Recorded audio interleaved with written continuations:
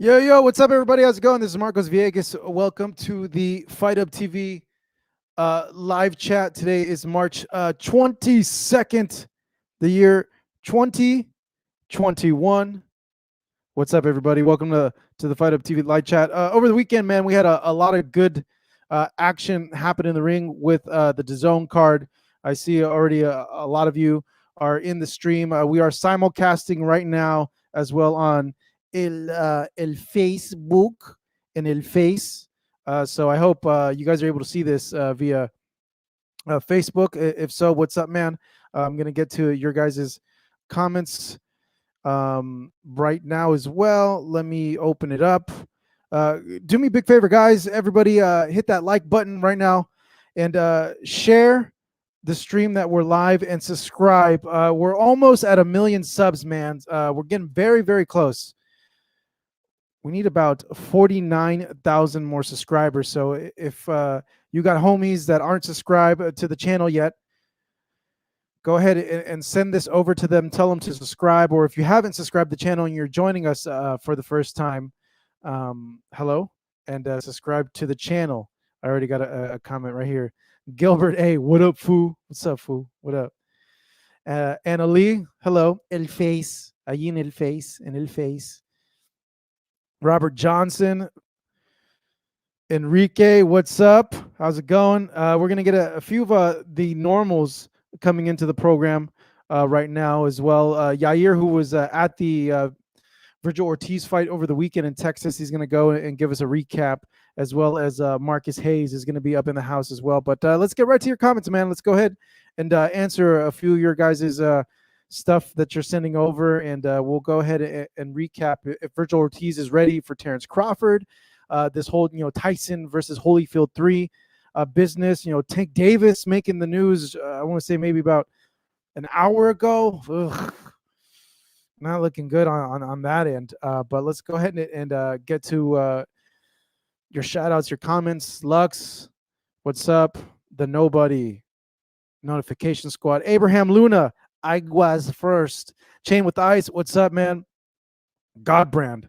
Godbrand, that's a name from Castlevania, from the Netflix series. Godbrand, that's the name of one of the characters. But let's see. Godbrand, Vergil needs to beat Ennis, Thurman, Porter, and Garcia before he faces Terence Crawford. Jesus, bro, you want him to go ahead and face 10 other guys too? That's like pretty much the whole welterweight division right there, bro. El Yo Michael Guzman. Why does Vergil need to beat them guys to get Crawford? Crawford don't want any of them. He's scared. Vergil's not afraid to fight any one of those guys like Crawford is. Okay, a few things.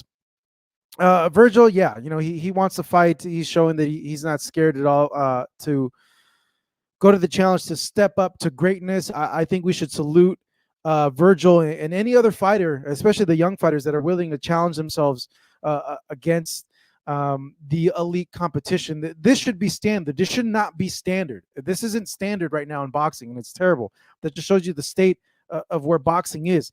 The behavior that Vergil's displaying in wanting to be great, wanting to challenge himself against an opponent as dangerous as a Terence Crawford, obviously should be commended.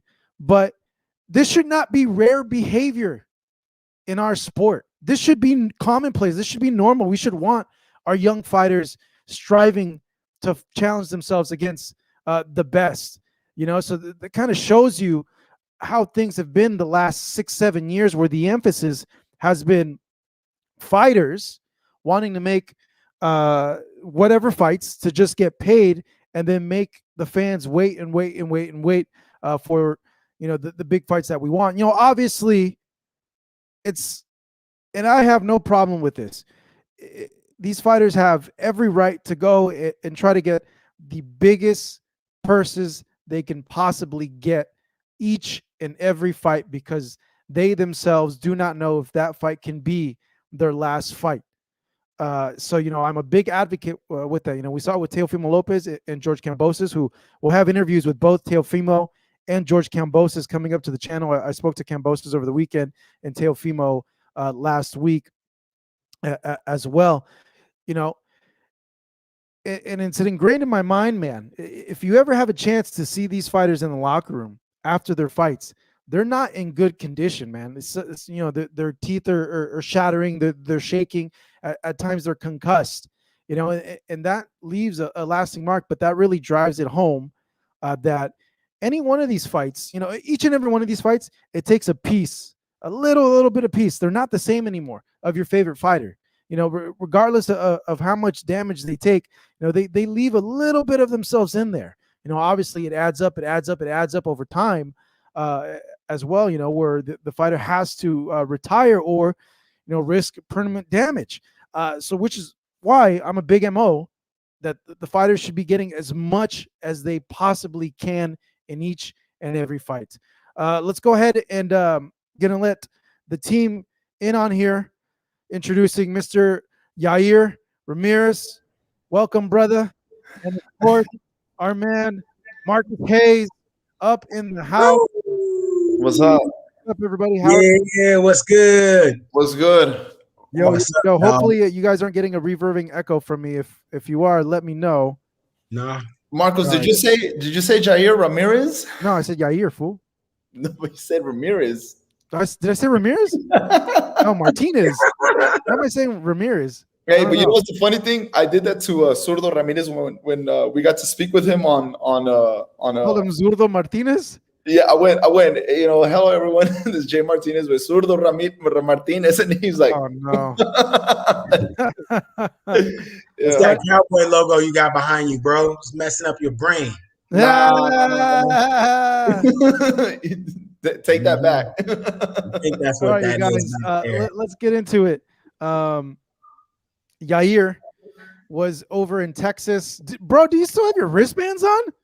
Yeah. Bro, what the hell? Yeah. Why did you take them off? Look, I'll tell you why I have them on. I'll tell you off air why. Yeah. I'll tell you off air why. But here's the one from California. I mean, from the one Florida, and this is the one from most recent. I'll tell you about it later. All right. Well, Yair bro, was and you married, right?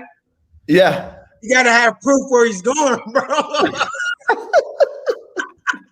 You gotta wear them joints all the time, homie. We know what it is. Is that true, Yair? Yeah.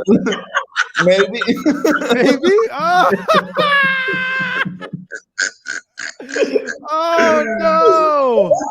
Oh man, that's hilarious. All right, hey Yair, man. You were there at the whole fight week and the night of the fight. Like I asked you with the Choco fight. How was this fight in terms of like the crowd, the people there, the atmosphere? You let us know like how it was on fight night. You saw the video that I uploaded, right? The one that I sent you for when there was a ring walk, dude. I'm telling you, it was more capacity than Chocolatito fight. I'm telling you, it wasn't nearly full. Obviously, they didn't let all the fans in, but I'm telling you, this one was way more crazy. Like it actually felt that boxing was fully back. It was just electric. It was electric. Can't wait. Cannot wait. I got goosebumps coming out of for Vergil's ring entrance. I got a lot of goosebumps. You could just see the people. Nobody had their mask on. As I was telling Marcos, nobody cared anymore. People were just bunched up. Everybody's going crazy when Mo went down the first time, and then when the fight at the end, it's like probably 10 times more electric than the Chocolatito fight. I'm gonna be honest. I think people were just, I guess, so closed up for so long. We haven't had an event like this. It was bombarded with just the energy, the electric, no face mask. People were just everywhere. It was electric. I'm not even going to lie about it. It was good. How many people were there? I never got the attendance, but I don't even know. I didn't even get the attendance, but it was way more than Chocolatito was, I think, 4,000. Mm-hmm. It was like I think it was louder and it was more. It felt like it was more. It felt like it was more. It was definitely way more. Seriously. It felt like more watching it on the broadcast too. Yeah. And like everybody was tuned in. Everybody was watching. And it's just a thing that, Dallas hasn't had a Mexican-American fighter that stand out like this in years. I think the last one we had was Paulie Ayala. That's one of the most recent ones that I can remember. Ayala. Paulie Ayala. Wow. He's from Fort Worth, so he's actually from where I Vergil always fought. thought Paulie was from New Mexico. No, you're talking about oh my God, rest in peace. No, Johnny well, yeah, but Tapia. he fought Tapia, Paulie Tapia. Johnny Tapia is from New Mexico, but Yeah. Paulie Ayala is from Fort Worth. So that's the most recent one we had. So if you think about it, it's been about more than 20 years. So there was a lot of raza that showed up for Vergil. Way too many that showed up, and it was epic, man. It was good. So it was good. it sounded was like like a it, normal too. fight. It felt like a normal fight. It felt like a normal fight. The person that was next to me, you know who I told you, Marcos, it was Ryan O'Hara. And then he was like, man, boxing's back. And I was like, seriously, it's back. It was like, it was not full capacity like I told you, but it felt like boxing was back. The noise, the electricity, everything, man. It felt good. It honestly felt good to have all these fans back. And that's what boxing needs, all these fans to be back, because that's what they make the fights more intriguing, right? And Vergil, the last time he fought was in the summer, and he didn't have any fans. So this time, having all his fans, I'm sure he was a little like, oh my gosh. Yeah, both of the fans were. Everybody was booing Mo. You saw at the end of the post interview. So it was very good. I mean, it felt very good to be. Man. Yeah, that sucked. Absolutely sucked. The fans. Yeah, well, just the way that they was booing my guy after. Oh no, you know what I'm saying? Yeah. But the room was a Vergil Ortiz room, though. So I mean, it sucks that you could see that he was touched like that, and then like he went out and aimlessly was about to just fight the crowd, like. Yeah, but see, I've known Mo Hooker for since he came from the amateurs. I know his background. Yeah, and just naturally where he grew up. Like that's just the area in Oak Cliff, how he just is, and it's just natural. It came out natural from him. Right. Hold on 1 second, guys. Comment here, Hugo Centeno in the house. If you're in here, Hugo, go ahead and leave a comment. We haven't spoke to you in a long time, but what's up, brother? Hugo, what's up, dog? I think we just lost Zaire. So it's just me and Marcus. I was just going to ask Zaire what to give us a recap of what everybody told him. There he is after the fight. Okay, Zaire. All right, so back to the fight. You had a chance to speak to Maurice Hooker. What did he say happened to his hand? He said that when he threw the straight right, he landed on his temple. That's what he said, and he just felt a bad pop. People are saying that he hit his shoulder, or Vergil hit his shoulder, and then he just like threw his punch and he landed correctly. But this pop, something here popped. There's an Instagram today. He showed it. It's really swollen up. He said he heard something pop. That's why he had to go back. That's why he took a knee. But regardless of what happened at the end, he was like, you saw the video. He was just in awe, and he was surprised, how the fans turned out. But he said, I'm still a big fan of Vergil. He said that right after the weigh-in. He said, after weigh-in, I'm a big fan of Vergil. I love Vergil. We grew up in the same city. I love the way he fights. I'm going to support him. I'm going to support him no matter what. So he had a huge respect for Vergil, and that's just something that shows the character of Mo Hooker. And he's not very open, and we spoke about that, Marcos. So he's not very open, but he gave a lot of kudos. He said, "I'm going to tune in. I'm going to support him. I'm going to be there. And anything he needs from me, I'm going to support him." And they were supposed to spar. Remember, I told you, Marcos, they were supposed to spar in the late December, beginning of January. They were supposed to spar, and they were supposed to just help each other out because they're almost the same weight class. So I'm sure we're going to see more of that here down the line when they spar each other in the gym here in the area. But yeah, he was just and he was a warrior, man. I love Mo. Seriously, he was a warrior. He gave it his all. He did not back down. He did look a little bit better. He did look a little bit better and more defensively. I know he went down early, but he did look better. I'm not gonna lie. He did look better. His reach, he used it in his advantage. And there's many times when he faced Jose Ramirez, when he was backing up, he would always just go straight back. This time he would go 2 steps and go to the side. Let me touch on that real quick, Yair. First off, Taylor Bell, thank you so much using the super chat. No way Ortiz is ready for Bud. We will get to that, Marcus. I'm going to ask you that question in a little bit. Taylor thinks that Vergil would get demolished by Terence Crawford. So in terms of like the booing after the first off, I think this fight did more for Mo than any win he's had so far. Because when I was watching him mix it up with Vergil, it made me be even more of a fan of Maurice Hooker. And by the end of it, I'm like, dude, I'm all in Maurice Hooker. Every time this dude's fights, I'm gonna tune in because this guy always mixes it up, always fights, and is always willing to put everything down on the line. And I think us as boxing fans and even casual fans, you got to support guys, fighters that are willing to do that, and especially Maurice Hooker. In the last 2 fights he's had with this one and Jose Ramirez, they've been entertaining ass fights, man. You can't go wrong with him. Underdog. He's always been the underdog. One second, you can't go wrong with him in terms of what he shows you each and every time. And for those that booed him, Raza be tripping, bro. You guys be tripping. Why are you booing a guy that just laid it all on the line for you? Fought his ass off. Exchanged with a puncher like Vergil Ortiz when he probably shouldn't have. He probably should have been boxing on his back foot, moving in and out around that ring. But he was like, you know what? F it. I'm going to bite down my mouthpiece in exchange with Vergil and some of these things. Like, that's the type of stuff you want to see. Fight fans want to see, that's what he gave you. And then people start booing him at the end. Like, F out of here with that garbage. Like, come on, man. You guys can't be doing this to these guys. That's not cool. I think they put him because he quit. A lot of people thought he quit.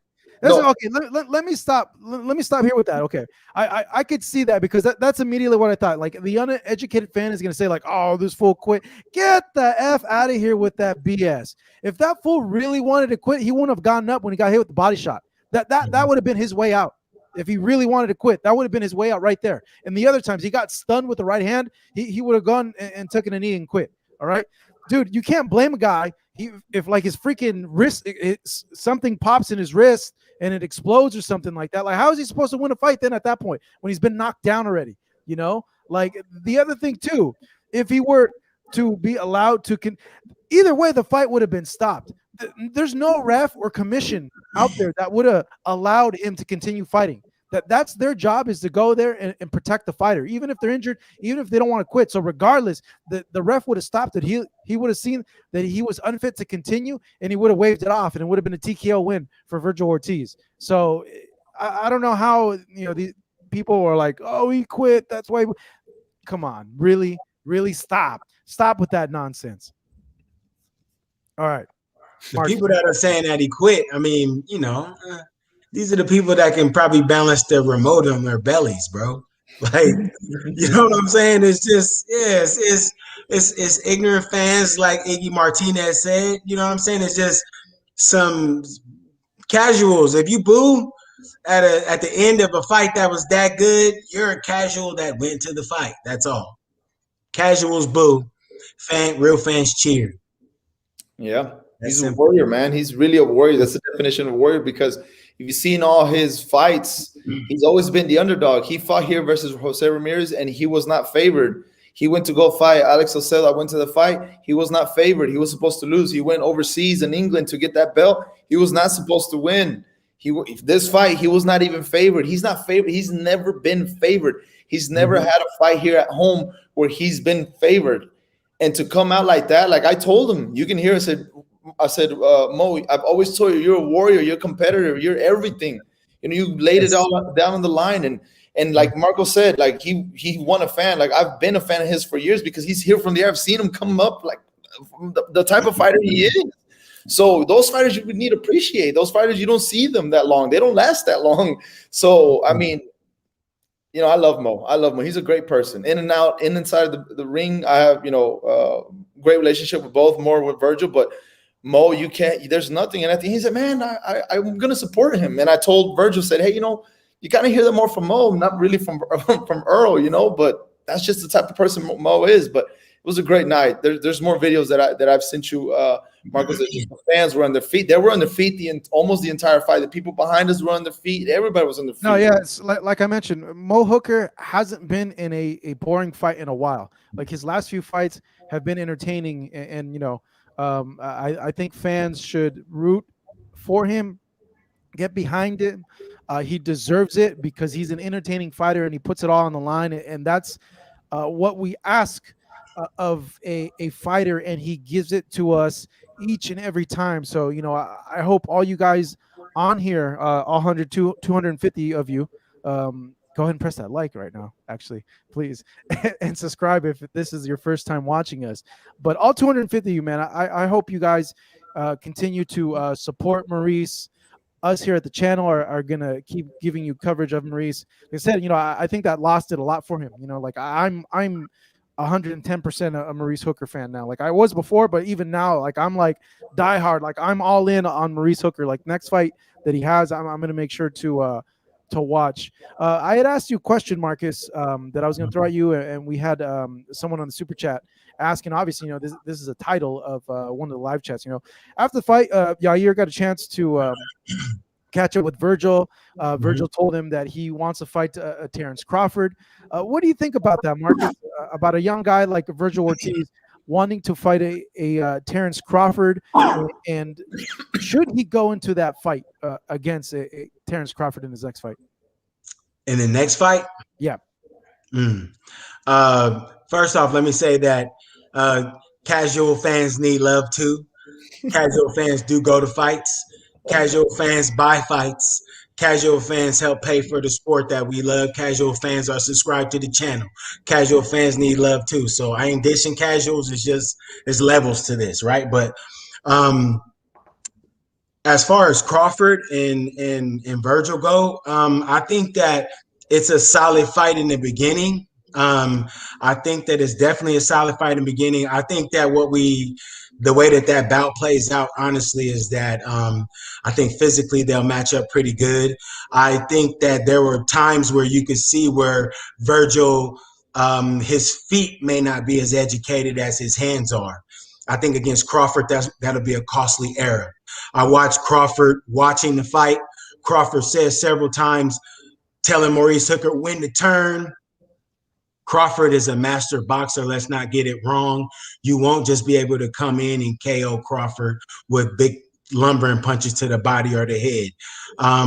Crawford late in that fight. I think that Crawford actually does stop Vergil late in a career-changing fight. Let me ask you this then, bro. Hold on, Marcus. Hold on. We gotta hold on a second. I comment right here that I want to have you respond. Let's see here. Let me see if I can find it. Dang it. Someone had said, bro, Mean Machine knocked down Terence. What do you think Vergil's going to do to him? Hey, why are we talking about Mean Machine like Mean Machine's a nobody, bro? Mean Machine will peel your cat back to the white meat. Are you kidding me, big guy? Mean Machine and Vergil Ortiz is a lit fight right now. I think that that's a route that Top Rank and Golden Boy can make happen. We want to see more of Vergil. We want to see Vergil in tougher fights. I think Mean Machine is itching to kind of get back in the fold. This is a good fight for him. That's a great fight. Somebody mentioned that earlier in the chat. Shout out to you. I agree with that 100%. Mean Machine and Vergil. I just think that in the next fight, Crawford is too much. For Vergil has 70% in what it takes to beat Crawford. JB Cinema, what's up, man? Thank you for that super chat. Thank you so much. You guys want to go ahead and support the channel or just get a shout out and get your question directly answered right away. Go ahead and use the super chat. Make sure, as you see on the bottom, follow us on social media. Everybody give a like to the stream as well, man. All 323 of you. Hey, we keep growing and growing. That's awesome, guys, right? Yeah. All right, JB. Says Crawford won't fight Vergil. Ortiz should just look elsewhere. Ortiz versus Garcia would be a great way to bring Ortiz stardom up to another level. I think a Ortiz versus Crawford fight, JB, is way more likely than a Danny Garcia fight, just because Danny Garcia is with PBC and Fox, and they do business in-house, and unless the money is so lucrative that they have to go ahead and make fights. Full disclosure, I work for Fox, so I can't really get into too much about what I think about certain business decisions, but I think that the Crawford fight is way more likely than that fight. To be honest, I don't know. Do you guys like a Danny Garcia fight? I want to circle back, Marcus, to what you were saying about Vergil real quick. You do know he was about to pull out of the fight, right? No, this is new info right here. Let's quiet down. Well, I didn't want to post this, and I don't want to get this out because I don't want to be that guy. But at the end of the fight, you saw Marcos that I was in his locker room. Yeah, he was, and we knew before this that him and his dad had COVID in February. I didn't know that. He didn't train, and then he didn't have proper sparring because he didn't get a lot of sparring for this fight. He also was COVID. He almost pulled out for this fight, and he told me, he's like, I was at 70% today. He didn't feel well. He didn't perform at his best. So if what we saw on Saturday was at 70%, just imagine what he can do at 100%. That's just something that was thrown out there, and I wasn't. And also too, though, whenever you fight a guy like a Crawford or a Spence or a Manny or a Canelo, whoever you are, you raise your game up even more. Whatever we saw you in your last performance, you do 10 times better. Because you're so locked into that guy. So I think we would see a lot better Vergil than what we saw on Saturday. Even though I thought he did really well. I thought I really liked his side to side movement. Mike Tyson using that throughout the whole fight. Pendulum. Yeah. When he started using the double jab, I'm like, dude, right there, like use that double jab all the time. But I thought he looked very well. But circling back, Yair, what do you think about the Danny Garcia fight for Vergil? I feel like we need to applaud these young fighters. We saw Teofimo calling Lomachenko, and it was like, no, it's going to be a disaster. It's too early. I think we're seeing this new generation not taking no for an answer and wanting to fight the best, no matter what's the outcome. They don't scared of taking that loss. So I would honestly prefer to see Danny Garcia versus Vergil Ortiz at this moment, just to build up his stardom, like somebody said, and just because we see that Danny Garcia is more of a straight coming fighter, flat-footed fighter, and Vergil, how you see how he moves side to side, and even when we had Maurice Hooker and he would switch stands and even go from a quick angle to catch a body shot, like you could see that could be a huge advantage over Danny Garcia. If Errol Spence is just a slight bit taller and bigger, and Danny Garcia and Vergil is a big 147. Just imagine what he can do. I believe he can knock out Danny Garcia. And Danny Garcia, apparently, word on the street is that Danny Garcia got a chin, though, bro. Danny Garcia got a chin, dog. He does have a chin. He has a very good chin. But I also, bro, he's going to 154. Did y'all hear that he's going to go? He says that, but I don't know, dude. Danny got to know that he's extremely undersized for that weight, man. Extremely. He's a small 147. Already like way bigger than him. I don't know. I asked his dad after the Spence fight, like, hey, are you guys going to move up to 147? He's like, no, there's no point. Like, Danny just needs to let his hands go a little bit more, and he'll win these. Rapstar, what's up, man? Let me tell you a funny story about this guy right here, Rapstar. I met him in a cab for one of the Mayweather fights like 3 years ago. We just started talking boxing. And he all of a sudden hit me up out of nowhere and told me, like, yo, I'm going to go tune into one of your live chats. So what's up, bro? Rapstar asked, if Conor Benn puts in a good show against Samuel Vargas is a tough guy. He fought against Vergil Ortiz, got stopped. What about Ben versus Ortiz? What do you think? I think it's still very early for Conor Benn. And even though, like, the last fight, he did very well, I think at this point, Vergil has a little bit more in his game, a little bit more in the tool bag, and I think that Ben still needs to gain more experience. I don't think he's ready for someone like a Vergil Ortiz at this point. He might be ready in a year, 2 years, but at this moment, I don't think he's ready. Yair, is that you coughing, bro? No. Corona again or what? That was Marcus. That wasn't me. Marcus. No. But also, it was Crawford. hey, also though too, I wanted to touch on Sinisa Estrada winning a world title. I think she's one of the most entertaining female fighters out there. She did really, really good in that fight. Obviously, winning a world title. As well. So big ups to Sinisa for winning her first world title as well. You guys go ahead and press the like button as well. And subscribe if you haven't already to the channel. Let's go ahead. Ricardo, look what Ricardo said, COVID cough. I hope not. No. I hope not. Paul Newman, what's up, man? Paul Newman lives up in the UK. What up, my brother? He says also it's too early for Ben, but my God, what a war. Conor Benn throws down. If you guys haven't seen him, obviously, he's the son of Nigel Benn, a UK and overall boxing legend in his own right as well. So he's Conor Benn's going out and doing great things in there. Let's get to more of your guys' comments, questions. Ortiz is a strong fighter, but Bud stops him, and then we will hear the excuses. I don't think so, man. I think Vergil's very honest. Regardless of what happens, I think he'll be very honest in that fight. Ivan, he's talking about the fans. The fans. Okay. Well, the fans, yeah, but not the fighter. No, Danny has never been dropped. Nope. Let's see here, Junior. It's not about when you're ready. It's about when you get the opportunity. What about when people think Vergil is ready, but he doesn't get the opportunity? Here's what I think about that, Junior. And he does bring up a good point, because you got to think, well, shoot, when am I going to get this chance again to fight a guy like this, and get this type of payday? These things don't come very often. Mm-hmm. But in sport, if you keep winning and you keep beating the people that you're supposed to beat, they're not going to deny you. You can't be denied. At some point, you're going to get your time. You're going to get your opportunity. You're going to get your shine. It's going to happen to you. So that's what I say. I think it might be a little premature for him to face a Terence Crawford at this point. And I think Vergil even said it in one of the interviews. I don't know if the interview he got with us or the interview that he did with DAZN.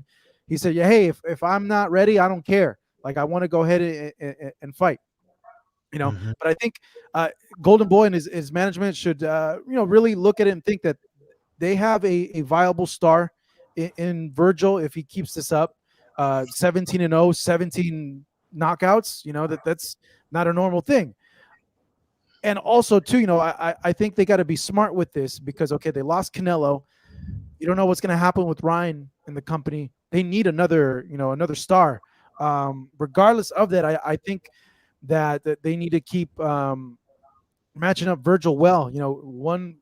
This fight was against a former world champion. Throw him against another former world champion. Like I mentioned, I think Danny Garcia would be a tremendous fight, but it's not likely to happen, to be honest. You mentioned Mean Machine, Marcus. I think that's a tremendous fight. Those two will freaking go at it. Someone's going to hit the floor. And someone's going to hit the floor frequently, either or, and we're going to get a knockout in that fight. My man right here, JB Cinema, where you at? Where's that comment? Boom. Honestly, I root for my roots, but Crawford is at another level. Crawford is a beast. I don't see Ortiz winning that fight just yet. Keyword, just yet. Thank you, JB. And like I was mentioning, this is like a thing that I've noticed, guys, where I think it comes down to management. I've seen a lot of young guys get thrown in there way too early, where I feel like, okay, that was a bad mood and move, and they're just kind of going to get the money. When, if you look at it, Oscar said it before, fight the guys you're supposed to fight, the money's going to come. And like I just mentioned, if you keep winning, you keep knocking guys off, eventually you're going to get that mega fight. And when that time comes, all those other fights that you had in the past will have gotten you ready for this fight. And if you've done the training, haven't taken any shortcuts, you're going to win that fight. And that's when your freaking paydays are going to come. Okay? That's when they're all going to come. It's going to be like a snowball effect at that point. All right, let's keep the comments going. Renee is in a singing mood. You singer, Marcus? Can you sing? Of course, broski. La la la la la la bamba. Come on, Brody. California, homie. Oh man, they're saying they need to feed Thurman to Vergil. Hey man, a lot of you guys think Thurman to nobody. A lot of Thurman to nobody anymore, but I disagree with that, man. Thurman could pop, bro. Thurman can still pop. Let's see here. We got another super chat. Let's see here. Capman 785. What's up, man? Thank you for that. Really appreciate it. I say if Ortiz wants a big step-up fight, go for Danny Garcia first. If he passes that test, then go for Crawford. Like I said, it'd be nice, but politics of boxing. It's not going to happen. And you know what? Yeah. I'm sorry, but moreover, I think that we're forgetting something, man. We're forgetting that Yeah, Vergil Ortiz is nice, and Virgil's on the cusp, and it looks like Virgil's getting ready to break through. But there's a guy at 47 that I think is ahead of him, and that's Jerron Boots Ennis. He's 26-0 with 24 KOs. I think he's more polished than Vergil is at the moment. He's got power, speed, defense, transition. He can switch hit. I think he's a legitimate threat to all the thrones at the welterweight level right now. I think that Boots he is a is beast. I love watching Boots. Boots is more of a threat right now than Vergil is. I know we love Vergil. Vergil just won. Hold up though. We haven't seen Boots get touched though. That's the thing. We got to see him in there. All these fights that he's had so far on Showtime have been good showcase fights for him. He hasn't been in there with the guy that's where he's perceived as the underdog in the fight. Obviously, Vergil hasn't either. But they're both progressing well. But dude, Boots is going to be a problem, a really, really tough problem for guys. I smell a welterweight tournament coming on, bro. I hope so. Let's call up Mauricio. Marcos, you see that comment from Edwin Velasquez? Where is it? Let me see. Read it. He says, "How about Marcos versus Jair?"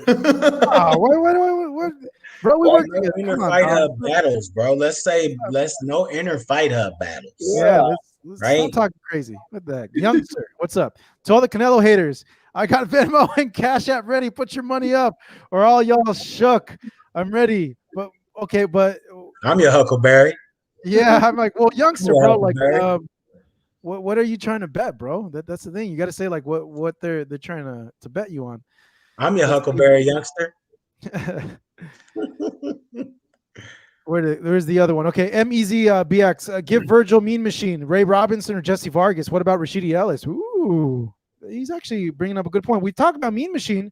Ray Robinson, I think, would be good. Jesse Vargas was a world champion. I think that Jesse Vargas makes a lot of sense because Jesse Vargas would be willing to throw down. He doesn't shy away from fight. He's in that DAZN bubble too, so yeah, probably could make that happen. That's actually good thinking there, MEZ BX. Thank you for that. Good stuff. Catman thinks that Ennis beats Vergil Ortiz. NJAP Vergil resume is kind of weak, to be honest. They're still building him up, bro. The same with Boots. Who's Boots beating at this point? Yeah, if you compare to Boots, Boots has yeah. Super Funk Master G, I love that name. Mean Machine could hurt Vergil. Mean Machine's a tough guy, man. Mean Machine's a tough guy. Absolutely. Mikey Garcia should fight Devin Haney at 140 and take that easy payday. I think at this point, Mikey's focusing on a Manny Pacquiao fight. I heard a month ago, a month ago, that they're really trying to make that happen. So we'll see. I think Mikey's at a point where Devin Haney, I think, because the name, obviously Pacquiao's name is a lot more popular than Devin, so he's going to go for fights that are going to like big marquee names. That's what he's going to go and try to get. But Devin though got a tough fight coming up against Jorge Linares. What do you think about that, Marcus? Devin. I think Devin. I think again we touched on that before. I think that Linares poses a good challenge to Devin. I just think that with when they trade, I think that Devin will be too quick for him. I think that in certain spots Haney will be stronger than Linares. I think that early it'll be good, but Haney starts to back him up and wins 7-5 somewhere around that area. I can see 16-12. Danny said something bad about Mikey, bro. Look, I was going to say, right? Okay, let's go back to Mikey real quick. Yeah, go for it.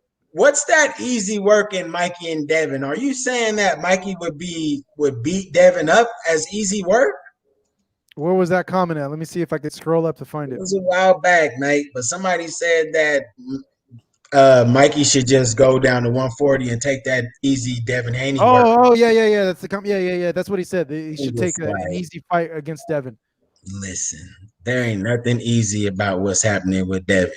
I just don't see it. I don't see, Linares. Maybe 5 years ago, Linares gives Devin a problem.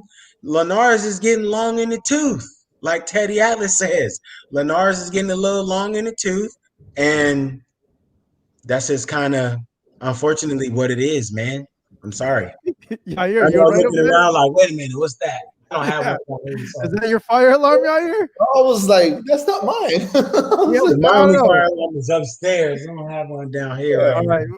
Obviously, we're still new to this new software. We're still trying to figure it out. So let us know if we're having Thanks for that, audio man. issues.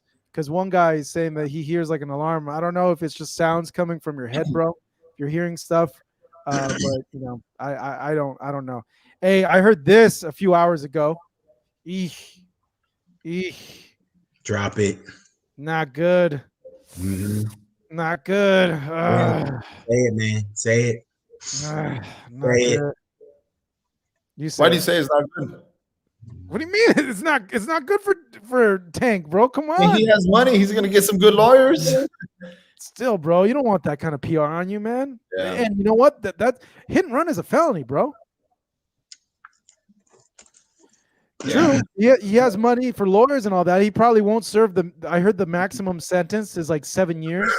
No one gets the maximum sentence now, especially if Hit you and have. run for this little incident that happened not long ago. Yeah, I think so. When he went to social media, after he crashed the car. Yeah, Come on, dog. I know, bro. I know.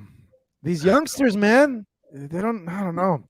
But okay, obviously I'm not defending the hit and run and all that. It's terrible. You hit someone, you got to stop. That's illegal. It's a felony. Be an adult, bro. Yeah, be an adult. Exactly, be an adult. You every action you have has a consequence, and you have to be ready for the responsibility of that consequence. But also, though, too, I empathize with these guys that are younger that have all this money and fame, because I think I would have been a little crazy too. And I think anybody in that situation with that much money, especially now, because the guys that are like 21, 22, 23, they're a different generation than us. Obviously we're older. Yair, you're a little bit closer. You're 26, 27, I believe. I'm 30. I'm 30. You guys don't do. Give me my 3, doggy. I'm No, but 30. me, Marcus, a little bit older, and I think the guys now, grew up with this whole social media stuff. Where I just think in general, it's affected people's psyches on interpersonal communications and the way they constantly have to feel validation for what they have. Absolutely. And they show for that online. So I empathize, because I think all of us would have been a little crazy having multi-millions at 22, 23. Man, I mean, yeah, that's cool and all that. But, at the end of the day, like, there's been hundreds and thousands of athletes that have had a little bread. It's unfortunate, man, that, what I don't understand, man, it's just like, why are you driving, broski? Is it because you need the status of I'm behind the wheel? And you know what I'm saying? Like, man, it's just like, it's unfortunate, bro, and it's super unfortunate the need to flex. You know what I'm saying? The need to flex. Let's just hope, man, it doesn't cost one of these bright youngsters their life, man. That's the big part, dog. Is like, you have to be an adult in the car. You're a friend of Earl Spence Jr. You saw what bad decision could potentially do to your life and your career. It's almost disrespectful to your friends that have went down that road, man. And I'm not saying that there was drugs or alcohol involved, but what I mean is just, come on, bro. I don't know what the circumstance was. If you got in a little fender bender and you got nervous, if you get in an accident because you can't drive that good, we understand, right? But to not own up to it and to be responsible later, man, it just makes you look like a kid, bro, regardless of who you just knocked out, unfortunately. Danny, that's a good question.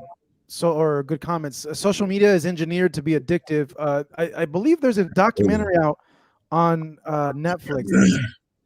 I forget what it's called, but it really breaks down. Yeah. Like how they engineer everything to make sure you're addicted to everything. Yeah, how you get a notification at a certain time, because at the end of the day, like, these apps want you to keep using them, because the more app time you have with their app, the more they could sell advertising wise to their advertisers. So they design the apps in a way that you get notifications from people that they know for sure you're going to tap and open. Social Dilemma. Thank you so much, Hurricane Hank. That's it. what I was Social about to Dilemma. say. Social Dilemma. Social Oh, Dilemma. wow. Yeah. That's Thank deep. you so much. With that, where it breaks down really how these things are engineered and the psychology behind the social media apps as well. Let's see here. I saw an interesting comment. Where did it go? Man, I lost it. Thank you so much so far, guys, that have tuned in. Really great turnout so far. Do us a big favor, everybody, press that like button. Give us all a follow as well on social media. Money in the hands. Oh wait, these comments are coming in. Here we go. One love. Money in the hands of children is dangerous. They're not children, but obviously they're still young adults at that point, you know. And yeah, obviously someone like my age, someone. Am I older than you, Marcus? How old are you again, broski? 37. Woo, yeah. Yeah, really? I'm about to be 40 on March 31st, doggy. Oh, there you go. There you go. Hey. You know, obviously someone like me or Marcus would look at someone that's 20, 21, 22, 23 and be like, bro, you're just a kid, you know. Yeah, it's just sometimes it's the flex. Sometimes, you know, it's fame's a mofo, man. You know, you feel like you can't be touched. You feel like you're at the top of the world, and especially if you surround yourself with like people that don't have your best interest in mind. You know, things could go south really, really quick, and we've seen it not only with athletes but with actors as well. Man, it's hopefully he learns from this. Okay, hopefully he learns from this, and this is the last we'll hear from it, and it doesn't turn into anything worse, and you know, it's not something that derails Gervonta's career for a long time, because he's still very young and still has a lot of fights, a lot of great fights Yeah, to give us. absolutely, man. There we go. Let's see. I found a good one here. Where'd it go? Where'd it go? I dead ass thought Marcos was like 33. No, bro, I'm 37, dog. That's okay. Here we go. Okay, so let's get into this. I want to know this guy's where he's coming from. This is the problem with media. They are scared to address the real issues on why fights don't happen. All right, so Serge Libre Hot Fuzz, lame name by the way, but why do you think we're scared to address? What are we not addressing? Because I thought we were pretty clear as to why we address why like Vergil and Danny couldn't happen, because they're just different promoters, different networks. It's not in their best business interest because they can do fights in house. Is it the right thing for boxing as a whole? Of course not. It's not. You know, I don't think any of us have ever shied away from saying that. You know, that's not how sports should be at all. You know, all these guys should be fighting their fights against the fighters we want them to see, regardless of their network affiliation. But at the end of the day, we don't run these networks. And yeah, you know, the thing that we can do as fans and as media is keep pointing out that, you know, especially for boxing, that's not how these fights should be ran. You know, we should be consistently getting good matchups and having the best fight the best. But at the end of the day, these are private companies who are putting people in these positions that we have no power over as well. You know, that they're going to conduct their business the way they see it fit. And the best way to answer back to that is not, you know, the only way. How does a consumer show a company that they're not happy with their product? By not buying the product, by not consuming the product. That's, you know, there's pay-per-views coming up. If you think it's a crappy pay-per-view, don't order it. You know, tweet them, tell them it's a crappy fight. Don't watch it. You know, I know we're boxing fans. Even if it's a crappy fight, we're gonna watch it because we're boxing fans. But that's way that we can combat that. Hurricane Hank, what are your thoughts on the real Marcos Villegas? That's always in the comment section. What are you talking about, bro? What real Marcos Villegas in the comment section? I have no idea what you're talking about, Hank. I hear Tyson Holyfield 3 is not happening. Is this true? Dino, yeah, I got a press release sent today about that.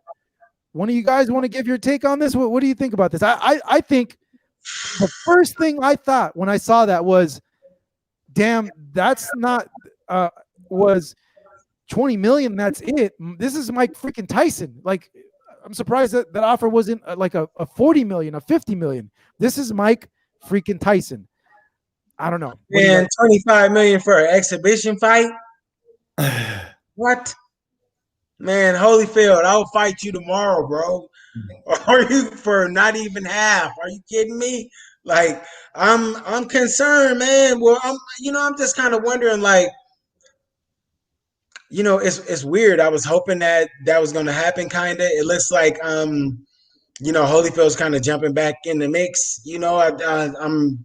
I don't know yet, bro. I'm hoping that I would like to see them mix it up again, but to be honest, I feel like Holyfield wants to fight, where Tyson is like, I'm just, Well, I think there's more to it because didn't Mike Tyson just put on Instagram how he's not going back to Thriller? Yeah. So I think there's something more to it because I'm sure did y'all see that post that he said I will never ever. Whoa! Someone moonlighting as me. What the hell is this? Is this what he's talking about? Is this what you're talking about? This guy, bro. Who's this imposter right here? That's not me making a comment right now. What are you talking about? Get out of here! All right, sorry about that. What the hell? Doing you, homie. You better check your bank account. All right. Yeah, what were you saying? My bad. That totally threw me off my train of thought. That Mike Tyson, he put out a post saying that he wouldn't work with Triller. So I think there's more to it why he turned down the 25 mil. But he said he would never ever work for Triller again. I wonder what happened because I thought everything was going well. The last one they did with Roy Jones Jr. was very organized. He did numbers. I don't know. So I think it's more to what meets the eye of what's happening. Don't you ever see that? No, what the hell? Oh my God, you guys are nuts. Yeah, it's money. I sure I am. It always is. At the end of the day, what I've noticed from sport in general, when a negotiation breaks down, when a certain fight isn't made, it's always money. It's money. At the end of the day, it's money because that's the thing that is going to make or break a deal. So with this thing with Triller, you're probably onto something. It had to have been the amount of money that they were offering. Ray says they probably didn't give Mike a good cut off the profits. But shouldn't that already be in the contract of how much he's supposed to get? And he signs to it, right? I don't know, bro. I haven't, it's hard to speculate because we haven't seen the contract, how their agreement is run, and they're a completely different entity than a boxing entity. So I'm sure, the way they go about structuring their contract might be a little bit different than, your typical fighter type contract with other things put into consideration as well. So yeah, I don't know. David Benavidez with Mario Casares. Isn't that the guy that fought Junior? Isn't he ranked like 70? Yeah. No, we want to see Benavidez and Canelo, dog. Come on, bro. There's an imposter Marcos Viegas guy still using, pissing me off. Where's that coming? It's high there. He said, yeah, he just is pissing me off. It's under Roy the panty dropper, bro. Oh man, Roy the panty dropper cropper. Panty dropper cropper. Hold on. I think he wins. Look at the picture. He wins right here for Avatar of the Night. You know what? Every live chat, we're gonna pick our Avatar of the Night. So this in our inaugural live chat, Avatar of the Night.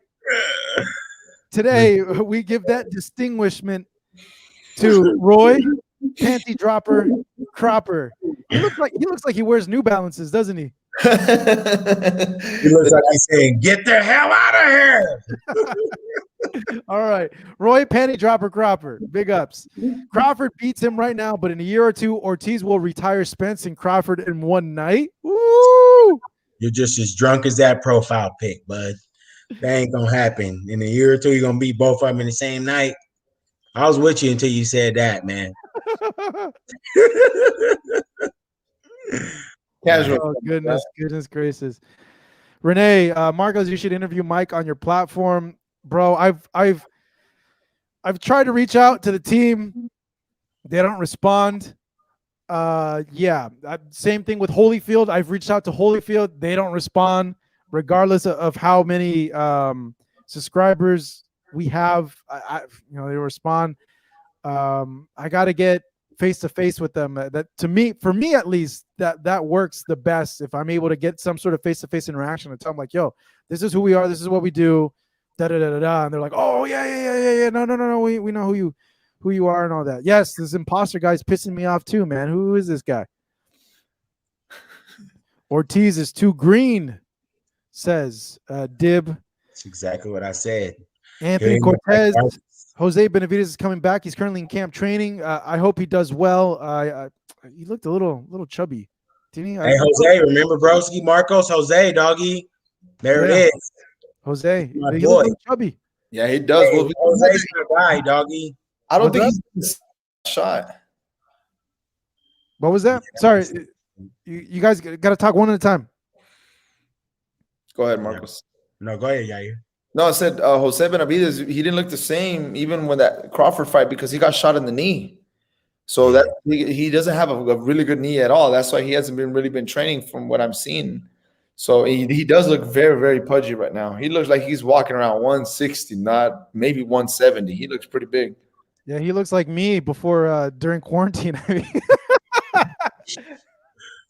don't listen to him, Jose, doggy. Just do what you gotta do, homie. You know what you gotta do, bro. No, he knows what he got. No, he's gonna get back in shape. I'm just saying though. He looked a little chubby. Darkness has fallen. Marcos, are you gonna be at the Canelo fight? I hope so. I think so. I think that'll be my return to covering the fights live. I'll be there with Yair also. That I don't know. Maybe I'll just let Yair just do all the Texas stuff. What do you think about that, Yair? Bring it on. I was born ready. I was born ready. That's right. I was Yes, sir. What's up, Sonia? Why do people say that 350 pay-per-view buys is successful? Like only 350 or like 350,000? Could you elaborate a little bit more, Sonia? Dumas, are you drinking? No, oh, the Henny bottle. Yeah, It's almost empty, homie. yeah, that was. Did he finish drinking it and give it to you? The real Marcos. Forgot to show this. It was at the Florida when they gave it to us. It's pretty cool. Was it full when they gave it to you? Probably. Dude, who is this guy? That's why you got to wear the bracelets, homie. That's why you got to wear it. Game bread. Ortiz versus Crawford next. Look at this. This guy's this little rascal right here. Ortiz and Ennis should fight the winner and gets Bud. I like that. Lawrence. Lawrence is on to something there. You know, he's a Showtime guy, PBC guy. Not really likely, but you know. Yeah, I just don't see Gino to be honest. Yair commenting on his own. I'm ready. Oh, Newman, thoughts on Machado? Is he done? Bro, did you guys see the Machado fight? Yeah. Damn. Tough break. Let me I'll touch on it. It seems that Machado, once you challenge him and push him back and really start dishing it to him, his resistance, like he no puede aguantar, as they say in Spanish, like he can't handle it. He starts to kind of break down a little bit. We saw it with the Cancio fight, where Cancio just in the two fights, the first one where he caught him, and the second one where he just pressured him and put him out. This one as well, you know, the guy ends up, I think the round before had a really good round, started pushing him back, and then the next round hit him, clipped him on his way back, and then he couldn't get up. It was a perfect punch. Is he done? No. But has it moved him significantly back to headlining anything of significance? Yeah, this might be where he's back at the club shows again, building his way back up to a significant fight. Or it could mean that, you know, he takes a hard look at himself and thinks like, hey, you know what, I can't cut it anymore, and he makes that decision. But I don't think so. But it certainly means the end of any significant opponents for him at this point. I think with this loss, it takes him back to where his handlers. If I was managing him, I'd be like, "Yo, bro, we're gonna give you some gimme fights, build that confidence back up, and then we'll throw you back in there and see how you respond."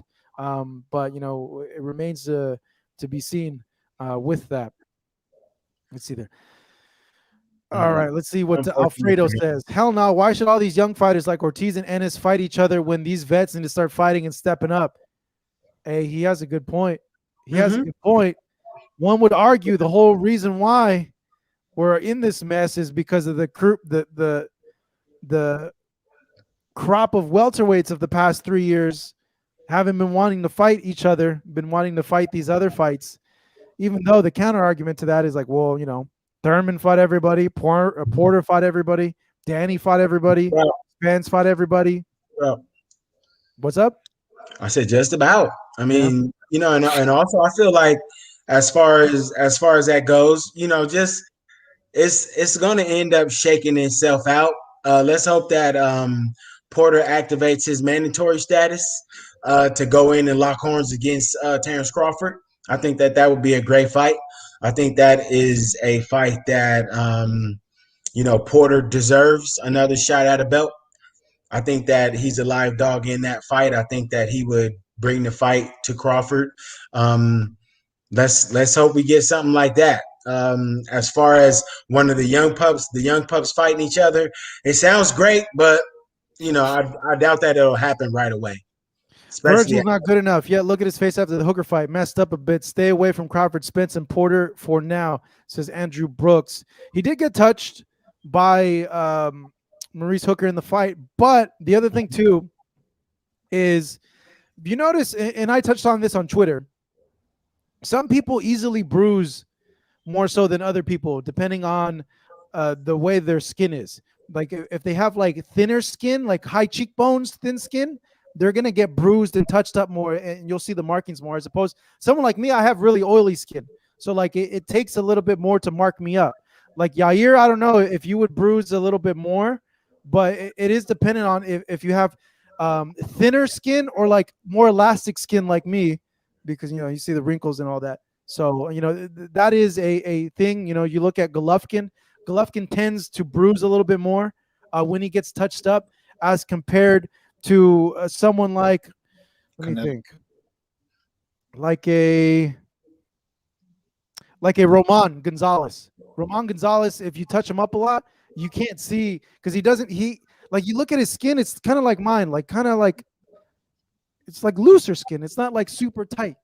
No, I feel like as far as with respect to Ortiz's face and eyes, and that's what 8 ounce Everlast does. No, but there's some people that'll go through a fight and they won't have any bruising on them, or very, very minor bruising. He ate some shots against. No, he ate some shots, of course, definitely. And to me, at times, to be honest with you, I question Hooker's power. There was times where he landed good shots. I know that Hooker's your dude. Yair, I know, broski, but I'm just saying there were times during that fight where I was like, you know what, my guy he's eating these punches, but they don't really seem to have a bunch of effect on him. They did mark him up. I'm serious. I think that's the difference between the elite welters and a guy like Hooker, who just entered Hooker just walked through the door of the 47 division, bro. He just passed the threshold. He ain't even took his jacket off and put it and hung it up yet, homie. He ain't no 47 pounder. I'm telling you, Hooker's not a 47 pounder. That was the second fight at 147. Okay, second fight at 47. But if you see the interviews that went up, I asked Vergil, and I always like to ask fighters this, was he heavy-handed? Did you feel his punches? He said, yeah, he was a bit heavy-handed. So that also has to play in it plays a huge role when, with all the marks that leave in your face. So he told me, yeah, he is heavy-handed, and anybody knows that Maurice Hooker has a mean right hand. So definitely. He has a very mean right hand. Yeah, he has that reach. He uses advantage that he just jabs, and boom, that right hand. There's few instances that you can see that that right hand just caught Vergil certain times, but I'm sure he said he was heavy-handed. Peter asked like, "Hey, what? Yeah, I saw that too. Like Hooker stunned Ortiz Yeah, he at one did. point. Like you could He tell wobbled. like He he looked like stunned he him a little shook him. bit. He shook him like what was it, like the fourth round or I think so. somewhere. He caught him coming in with the right hand, bam, and kind of it looked like he caught his attention and he just he turned, but I don't think it was enough to really make him say, "Oh shit, I need to get out of here and reset." Gilbert is saying that Vergil is a natural 140 pound. No, he's not, bro. Vergil's had his whole career at 147, right? I think he started. I think he started at 140, if I'm not mistaken. He's a big dude, though. He's a natural. What are you talking about, broski? He's a natural 140 pounder that missed 47 this past week, right? Because he was 47.6. Yeah, but he didn't take his underwear off. I know we said the scale. But no, not the scale. He didn't take his underwear off. They were saying that the scale the scale that's what he said, the scale. The scale next to where he was at, where they were doing all the workouts, that scale was he was 140 flat. All the other fighters even said that the scale was a couple ounces off. All the fighters mentioned it after. Like, yeah, it's kind of off. So, but I mean, 0.6 is just the underwear or the face mask with gloves, or it could be any of that. But I don't know. Swift saying Vergil's a big 147. Vergil's a big size 47. Yeah, I don't know. I think Spence is bigger than Vergil. I think, to me, Spence is a huge 147 in comparison to everybody else. You know what, though, man? Let's give, again, like, that Robert Garcia camp, dog. He got some, because look at it. I know that him and, like, dude, I would pay to see him and Josecito Lopez. I know they're in the same camp. Never happened. Bro, that would be an unbelievable fight.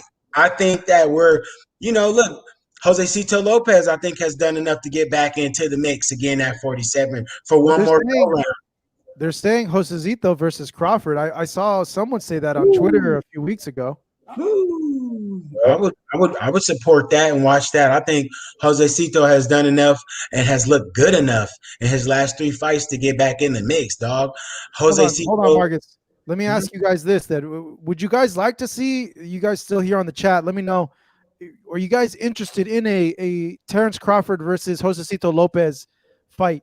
Give me a thumbs up if you would, or a thumbs down if no, that's not really a fight that you think would be pay-per-view worthy. Not even pay-per-view, just a fight that you'd want to see. All right, continue, Mark. Sorry about that, bro. No, I would love that fight. No question. The points they produced waiting to be. Right, let's see. We're gonna see a flood right now. Let's see what you fans think. Let's go. Here we go. We're gonna react to your comments. Frank, no. Annie, hell nah. Steven, no. Luis, yes. No. LBC, yes. No. WTF, no. Yes. No. They want Bud versus Porter. Where did that go? Dang it. This thing reset on me, man. Hold on. I'm going to get to – there's a mix. Here we go. No. Lopez. No. Yes. Well, you know what? It's pretty mixed. I want to say 60-40 no. But, there is people that do, want to see it. You got to know, though, Josecito Lopez is going to try to he's a guy that will bring it always all into the ring. Like, he'll always fight. He'll always, regardless if he's the underdog in the fight, like he'll leave everything out there in terms of a fight. He's another fighter that's always been the underdog. Always. Yeah. He's another fighter that's always been the underdog. Shout out to the Riverside Rocky, homie. What's good, Josecito, broski? Yeah, some of you guys aren't digging this fight. Dino Wells, though, what's up? But they want that fight in lieu of like a fight that appears to be harder to make.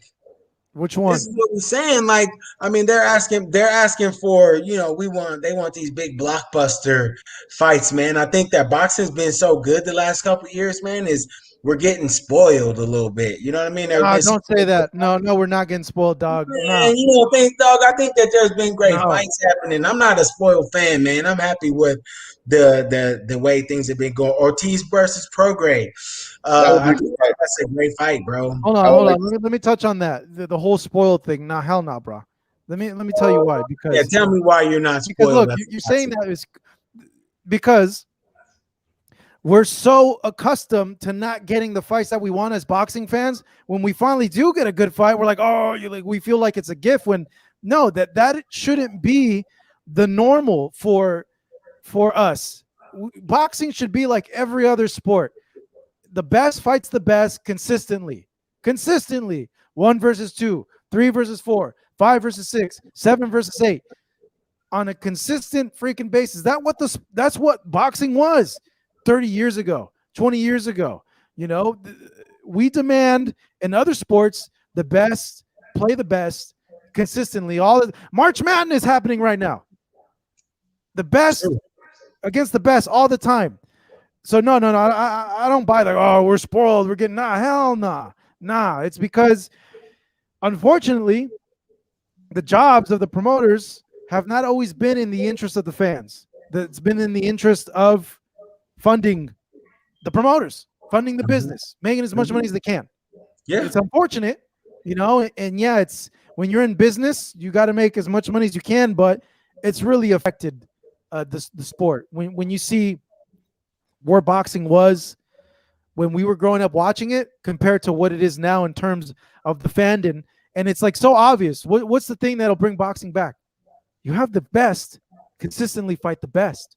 When the best is consistently fighting the best, people tune in. Major outlets, major pundits are going to be like, you know what? Boxing isn't a joke anymore because they're consistently having the best fight the best now. And then they start taking it serious. Casual fans stop getting confused about, wait, who's the champion? Who's this? Who's that? You know, who's the number one at this? We get a clear, concise who's number one. You know, that's what needs to happen. I think, you know, but I don't know, bro. PG saying preach on. Mr. Lee saying yes, bro. You know, that's how it is. Hurricane Hank, I don't know, bro. I think you're hearing stuff in your mind. I don't know what he's talking about. Yeah, I don't know, dude. I think your fire alarm, homie. Yeah, his fire alarm in his head. That's the same one that thinks that a Marcos, there's another Marcos around, right? Is that the same dude, bro? Yo, Guru0509, thank you for the super chat, broski. I appreciate it. Hurricane Hank says he has earbuds on. I think your earbuds are defective, bro. Yeah, earbuds. Yeah. You're hearing freaking voices in your head, dog. Finger buds. All right, let's see here. Guru0509, thank you for that, bro. Really appreciate it. If you guys haven't so already, give us a round of likes right now. Subscribe to the channel if you haven't already. We're already 50,000 away, no, 49,000 away from hitting a million subscribers. So if you haven't subscribed to the channel already, please subscribe. Give us a follow as well on social media, as you see on the bottom. Can y'all rank these if they met at 168 pounds? Beterbiev, Bivol, Benavidez. And who would have the best shot to dethrone Canelo? I'm not sold on Caleb Plant's power. Marcus, tackle this first. I think that, let's go down the line. I think that Benavidez has first off, I think let's rank him in order. I think Beterbiev represents the best chance to beat Canelo right now. Different weight class. Beterbiev's 175. No, but what I'm saying is he said if they met at 168. So yeah, if somehow Beterbiev came to 68, Beterbiev would defeat Canelo. I think that he would be the closest one to defeat Canelo. Second would be Benavidez, right? And that's 1 and 1A. And then I think third would be Bivol.